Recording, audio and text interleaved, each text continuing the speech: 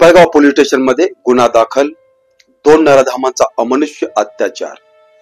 मित्रांनो, आजची ही बातमी ऐकताना प्रत्येकाच्या मन हादरेल। एक अशी घटना जे मानवतेलाच काळिंबा फासणारी आहे।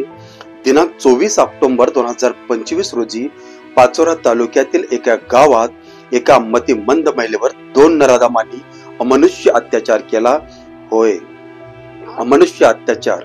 त्या बाईचं आयुष्य उद्ध्वस्त करणारा, अंगावर काटा आणणारा प्रकार ही महिला अंदाजे 35 ते 40 वर्षाच्या दरम्यान आहे।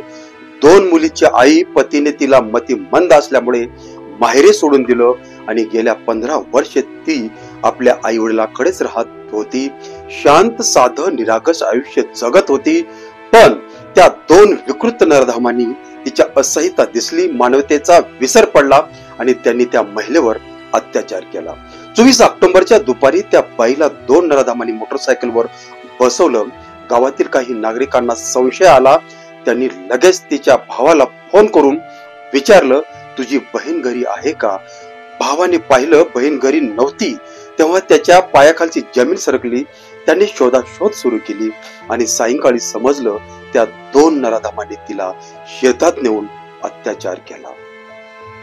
संध्याकाळी 7:30च्या सुमारास त्यांनीच त्या महिलेवर अत्याचार करून गावात आणून सोडून दिलं। तिचा भाऊ धावत गेला, तिला घरी घेऊन आला आणि जेव्हा विचारलं तेव्हा त्या मतिमंद महिलेने डोळ्यात अश्रू ढळत सांगितलं, हो, त्यांनी माझ्यावर अत्याचार केला। त्या क्षणी तिचा भाऊच नाही तर पूर्ण घर कोसळलं। पुढच्या दिवशी तो तिला घेऊन थेट पोलीस ठाण्यात गेला। पिंपळगाव हरेश्वर पोलीस स्टेशन मध्ये गुन्हा दाखल करण्यात आला। या प्रकरणात पोलिसांनी तात्परतेने कारवाई केली। दोन्ही आरोपींना अटक करण्यात आलं, पण त्यापैकी एक अल्पवयीन असल्याने त्याला जळगाव बालसुधागृहात पाठवण्यात आलं, तर दुसऱ्या आरोपीला पिंपळगाव हरेश्वर पोलिसांनी ताब्यात घेतलं। या घटनेचा तपास API कल्याणी वर्मा यांच्या मार्गदर्शनाखाली सुरू आहे। पोलिसांचं काम कौतुकास्पद आहे, कारण कारवाई तात्काळ झाली। पण मित्रांनो, प्रश्न इथे संपत नाही। समाजात आजही असे काही नराधम फिरत आहेत ज्यांना ना स्त्रीचा सन्मान माहिती, ना मानवतेचा अर्थ। आपण सर्वांनी ठरवू, या अशा नराधमांना कठोर शिक्षा झालीच पाहिजे, कारण जर आज गप्प बसलो तर उद्या अशाच घटना पुन्हा घडतील।